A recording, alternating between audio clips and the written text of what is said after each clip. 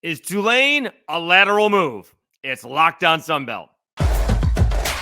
You are Locked On Sunbelt, your daily podcast on the Sunbelt Conference, part of the Locked On Podcast Network, your team every day.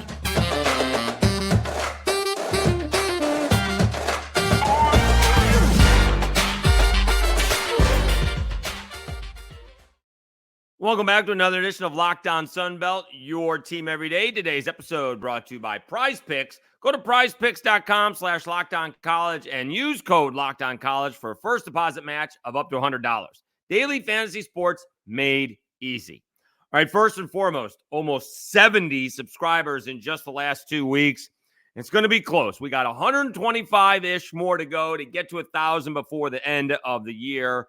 It will be incredible to get there, and it would be a big help. Flat out, my position was cut at the radio station, so obviously you get to the 1,000, you get a little bit more money, and I could use some to get through some lean time. So a little subscription on your part will go a long way for me. So I do appreciate that. Obviously, that's what we talk about when we're talking about getting there. But in this case, it's a much bigger deal. And so we're almost there. So thank you so much. I had a great week last week. It continued to grow. Audio podcasts continue to grow. Please subscribe at YouTube and wherever you get your audio podcasts. Again, Apple Podcasts and Spotify seem to be the most popular. All right, on today's show, we'll talk about if Tulane is a lateral move for Jon Sumrall. The Sunbelt transfer portal is hot and heavy. Who's going to play in the bowl game for Coastal Carolina? And a little hoops, JMU Hoops, rolling along with an easy win over the weekend in Norfolk. But let's talk about Tulane and Troy and Jon Sumrall moving to New Orleans. And so is it a lateral move? Well, first, financially, it's not a lateral move. All right. Troy stepped up, did the best they could. Reports had it that he was being offered, he being Jon Sumrall, $1.4 million and more money for the assistants. And reports have it that he's getting $2.1 million. So flat out, that's 50% more money. All right. Now, I would presume that 1.4 goes a long way in Troy, and obviously cost of living is going to be a little bit higher in New Orleans for Jon Sumrall. All right. However, all right. It should be also, not however. Also, again, the revenue for Tulane in the budget is about $50 million. For Troy, it's about 33. Troy's getting an indoor facility. I think Tulane is as well, like a bubble facility. I think the facilities are basically the same right now. I'm not sure. And, Troy, it's all in one spot. The baseball facility is very nice. Softball facility is very nice. The football facility is very nice. But they are getting the indoor. And just like in New Orleans, it's more just to get out of the sun, maybe help out during rain. But you mostly want to use it in fall ball when it's too hot out to get the guys in the shade a little bit so you can have a 2-hour practice. The part where I think it is a lateral move is Tulane really positioned better to make a New Year's 6-day bowl or get into the playoff than Troy? Now, they did. They got into the Cotton Bowl, and they beat USC, which is a great feat. We're not taking anything away from Troy or from Tulane. But if Troy has the same kind of season, right, if they beat Kansas State, if they beat JMU, if they're undefeated, the same thing would happen. Now, for some reason, Troy never got ranked this year, despite only losing to JMU and Kansas State. So that's a little bit odd. Although we do know once you get into the polls, people are very lazy and, they're very busy, not paying attention to everybody around the country. And we thought Troy was, really good and would take on the bottom part of the top 25.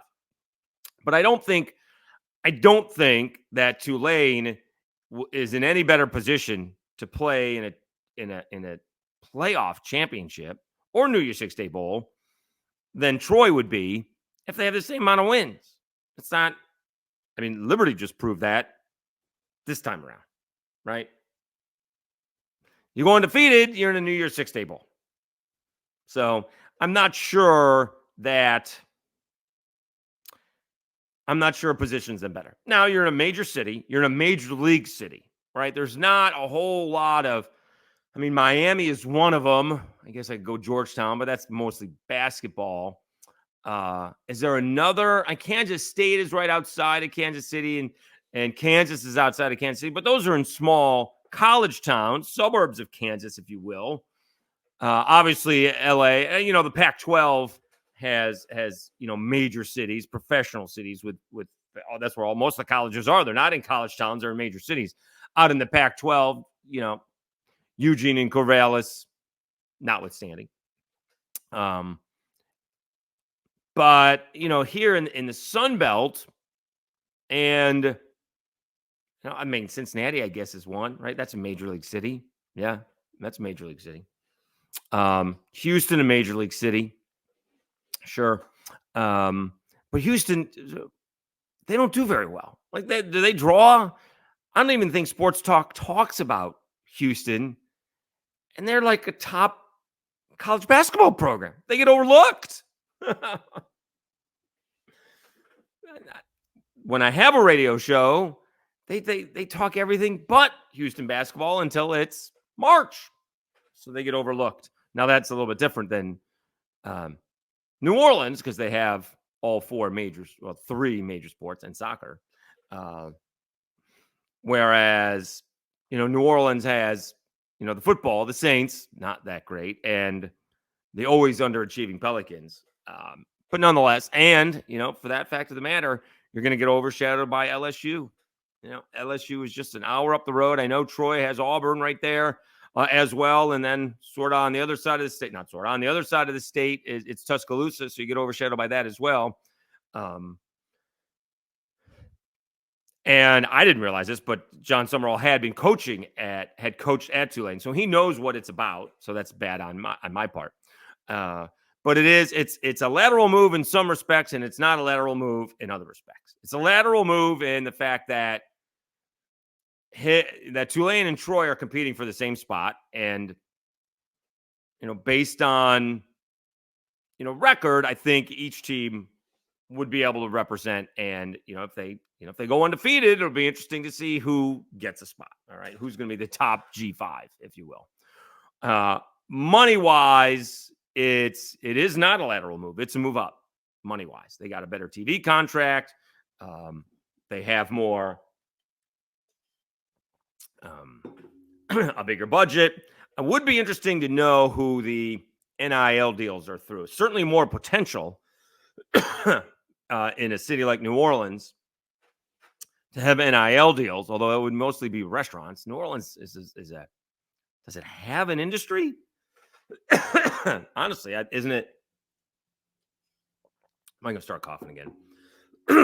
It's mostly a tourism is the industry in New Orleans. So it'll be interesting to see who steps up and gives NIL deals out at Tulane. And I'm the last, by the way, I'm the last guy to notice NIL deals. Unless you're in a Dr. Pepper commercial, I do not spend my time on Instagram or on TikTok. I do put my videos on there, but if that's the only place they're seeing, I'm not seeing it. No. So when you see a Caleb Williams or a Bryce Young in a Dr. Pepper commercial, because that's on TV, but I don't see it on social media. So in respect, getting back to what we're saying, is it a lateral move? It's a cop-out answer, but it's yes and no. Yes, it's a lateral move to compete for championships. No, it's not a lateral move. It's a move up if you're talking about money. We wish Jon Sumrall all the best. Maybe we'll see him when we head down to the New Orleans Bowl. We'll pop in. I'm sure he's going to be recruiting or moving or doing something. He's not going to be around town, but we do wish him all the best. He's always been generous with his time. And I'm sure he's going to do a great job at Tulane. All right, let's take a time out. When we come back, boy, that Sunbelt transfer portal is getting big. There are a lot of people in the transfer portal, and some teams are going to be maybe shorthanded when we're talking about playing in bowl games. All right, we will do that next. Let me tell you about eBay Motors.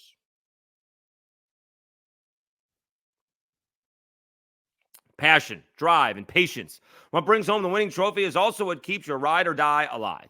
eBay Motors is everything you need to maintain your vehicle and level it up to peak performance. From superchargers, roof racks, exhaust kits, LED headlights, and more, whether you're into speed, power, or style, eBay Motors has got you covered.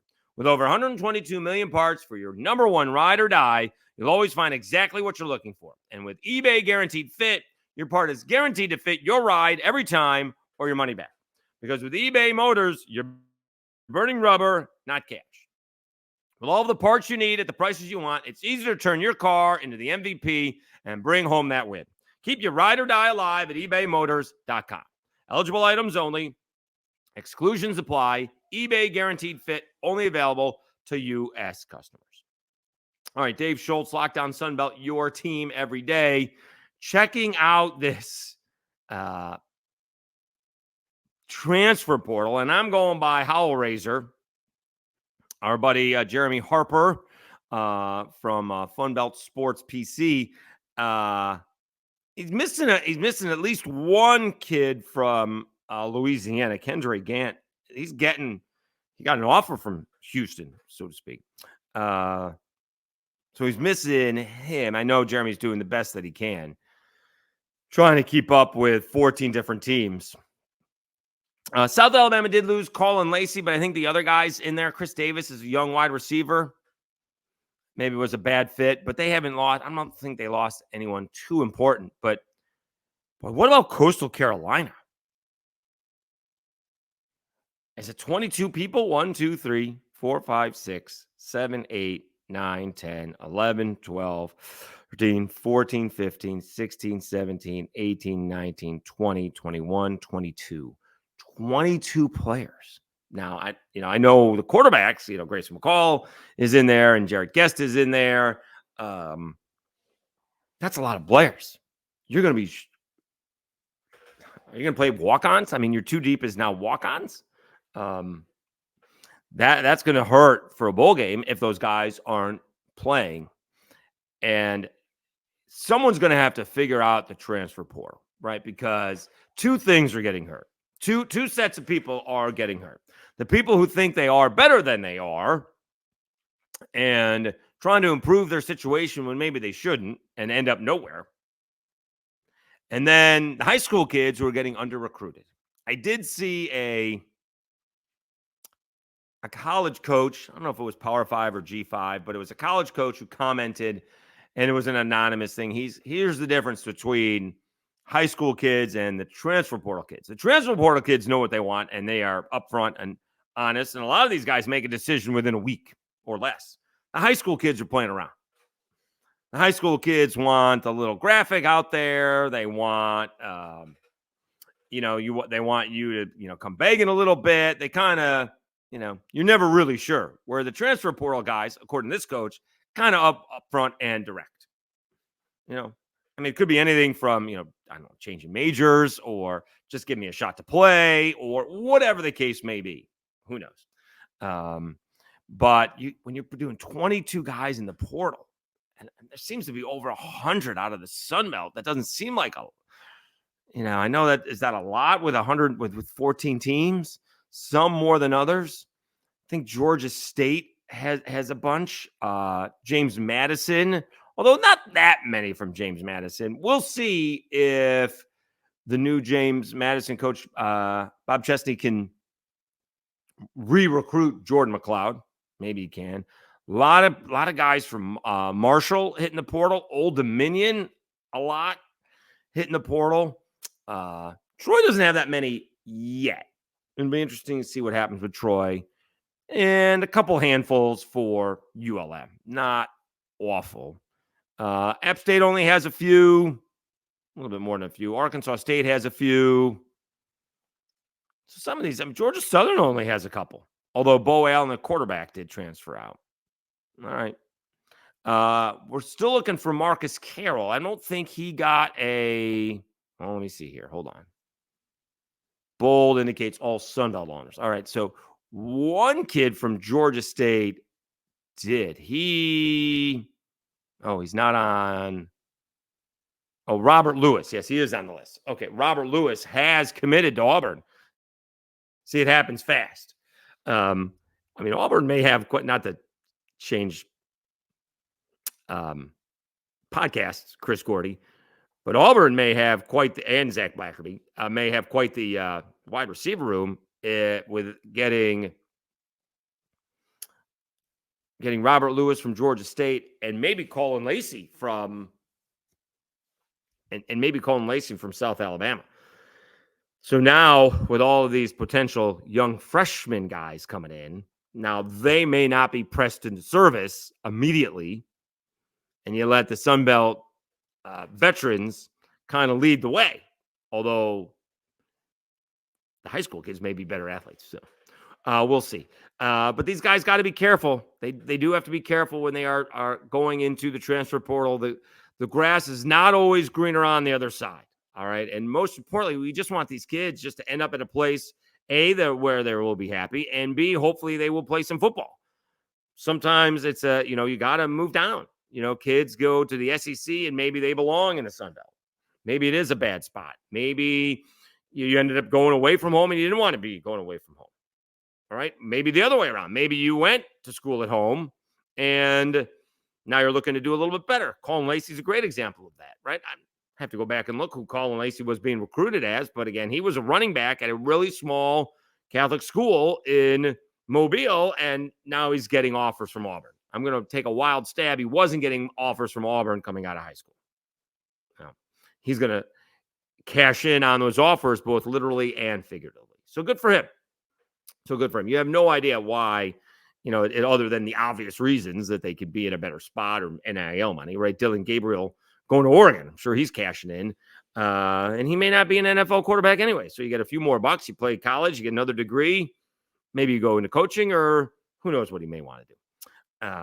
But these kids need to be a little bit more, especially now, right? This is not the first or second year. We're like in year 3 of this thing. They need to be a little bit more, I think, smarter or wiser is the idea. Is just go into the portal. If they're not getting offers quickly, they need to back out and go back. All right. One coach told me, yeah, if someone goes in, we'll take you back. We'll take you back, but you can't wait. You can't wait. You got to make sure there's a spot. All right, let's take a timeout. Let's go to basketball. When we come back, we'll look at some Sun Belt basketball games. Did watch the Cajuns play. It's going to be a tough year for the Cajuns if they can't hit a 3. JMU rolls along, and Georgia Southern has yet to win a game. Yeesh. Let me tell you about PrizePicks. PrizePicks is the largest daily fantasy sports platform in North America. We are the easiest and most exciting way to play DFS. It's just you against the numbers. Instead of battling thousands of other players, including pros and sharks, you pick more than or less than on 2 to 6 player stat projections and watch the winnings roll in. PrizePicks is the most fun I've had, winning up to 25 times my money this football season, and now I can play during basketball season too. You just select 2 or more players, pick more or less than their projected stats, and place your entry. PrizePicks offers weekly promotions that can lead to big payouts like Taco Tuesday. Each Tuesday, PrizePicks discounts select player projections of up to 25% to provide even more value. Quick withdrawals and easy gameplay, an enormous selection of players and stat types are what makes PrizePicks the #1 daily fantasy sports app. Go to prizepicks.com/LockedOnCollege and use code LockedOnCollege for a first deposit match of up to $100. That's prizepicks.com/LockedOnCollege and use code LockedOnCollege for a first deposit match of up to $100. PrizePicks, daily fantasy sports made easy. All right, Dave Schultz, Locked On Sunbelt, your team every day. Let's check out some of the basketball from, I think they all played on Saturday. 1, 2, 3, 4, 5, 6, 7, 8, 9, 10. No, not all of them. South Alabama, an easy win, 91-74 over Spring Hill. The thing is, and congratulations to Richie Riley. That's his 100th victory at South Alabama. The thing is, that was like a 10 to 12 point game. Every time, South Alabama does a great job with their video operation. Pat Greenwood does a fantastic job. They put out the highlights, and every time I saw South Alabama making a basket, they were up like 10 to 12 points. It should have been more. All right. We'll see what happens moving forward. James Madison playing Old Dominion, as pointed out by a commenter earlier this year. This is not a conference game. This is an old contract that was being fulfilled. So they're going to be playing at least 3 times, could play 4 if they find each other in the conference tournament. James Madison, 9-0, ranked 18th in the nation. All Dukes in this ball game. I think they were only favored by 5.5, 6 points. They defeat Old Dominion 84-69. I'm not exactly sure it was even that close. JMU had a 50 to 30 point lead at half. JMU was a 6.5 point favorite in this one. Interesting why that would be the case. Old Dominion dropped to 3-6. They do have it on ESPN.com that it's a conference play, but Dave Reichert from JMU said, no, it is not a conference game. Troy falls to Dayton 82-70. Georgia State loses to Mercer on the road. Mercer's not very good, and that's a disappointing loss by Georgia State. South Alabama went into Mercer and blew them out, and Georgia State loses 64-60. That's a bad loss for the Panthers. Not good. Coastal Carolina and their new coach lose to Wofford at home, 88-80. Cliff Ellis had stepped down last week. Coastal Carolina drops to 3-6. North Florida beats Georgia Southern 64-56. In Jacksonville, Georgia Southern is 0-9. Charlie Henry, one of the 2 Alabama assistants now coaching in the Sun Belt, has lost all 9 games. Yeesh. The schedule is not exactly cake either. Georgia Tech, Eastern Michigan. They played Jacksonville twice, by the way. Michigan State, Northeastern, at Eastern Carolina. Kennesaw State, they only lost by 4. They did lose by 2 to Jacksonville at home, and they lost to North Florida 64-56. They're playing Tennessee on Tuesday. Yeesh. It's going to be interesting to see if they can keep the team together. 0-9 is tough. 0-9 is tough. Louisiana Tech Louisiana ends up the Cajuns 72-67. This ball game probably not as close as that score would indicate. La Tech were leading the Cajuns 42-23 at half. Big part of that is the Cajuns 3-point shooting, 1-9 in the first half. They actually got back in the ball game. I think 5 was actually the closest they got all half. They did cut it to 6. They had issues rebounding, especially missed free throws. That was bad.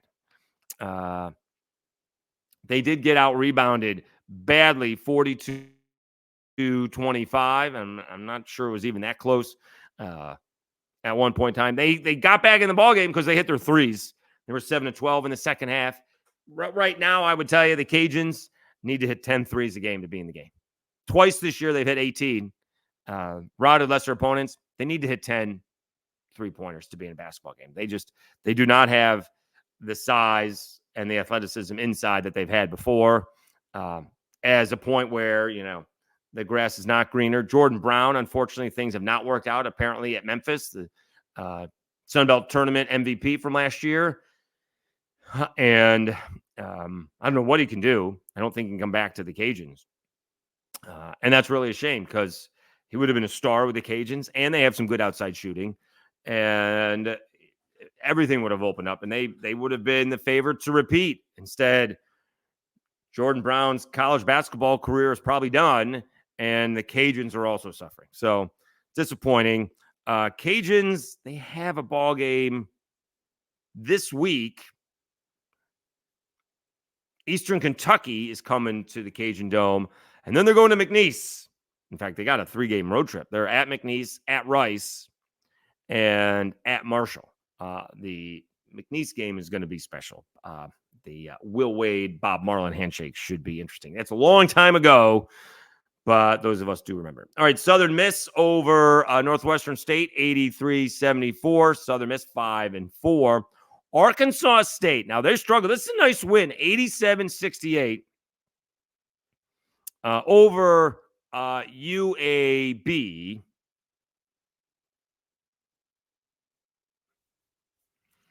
They have struggled a little bit. They've had a tough schedule. Wisconsin, Bowling Green, Iowa, and Alabama. And so Brian Hodgson, the other former Alabama assistant, trying to get his team ready. They're playing UAB. They beat UAB. They're playing at Louisville on Wednesday, and Louisville may be the worst Power 5 team in America. They're a mess. All right. Kenny Payne is barely hanging on to his job. So we'll see where that goes. But that's a nice win. It's not only beating UAB, but it's kind of throttling UAB is the impressive part. So that's pretty nice. And then Marshall goes on the road, only their third win of the season. They take down Ohio. That's a nice win for the Thundering Herd, 74-69. Let's see, did we miss some ball games? We seem to miss some games there. Maybe not. Oh, you had ODU playing. You had ODU and JMU playing 1, 2, 3, 4, 5, 6, 7, 8, 9, 10, 11. Someone's missing though. We missed. Oh, Texas State didn't play. And I don't think we saw Georgia. Oh, we did see Georgia State play. All right. All right. So, anyways, quickly going over the preseason standings, if you will. JMU again undefeated. They are 9-0. App State. Oh, that they didn't seem to have them on the scoreboard. They're 7-2. UL Monroe 4-3. Cajuns and Southern Miss 5-4 overall. South Alabama 6-5. And then the teams under 500: Georgia State and Troy 4-5. Texas State 3-5. Coastal Carolina 3-6 along with Marshall. And then Arkansas State 3-7. Georgia Southern 0-9. They have Old Dominion on the bottom 3-6 because they have them 0-1 in the Sun Belt, but they don't realize that it's not. It's not a conference game. So they would be, tied with Coastal Carolina and Marshall in there. All right. We will start previewing bowl games because that's what's coming up, right? That's what we're going to have here.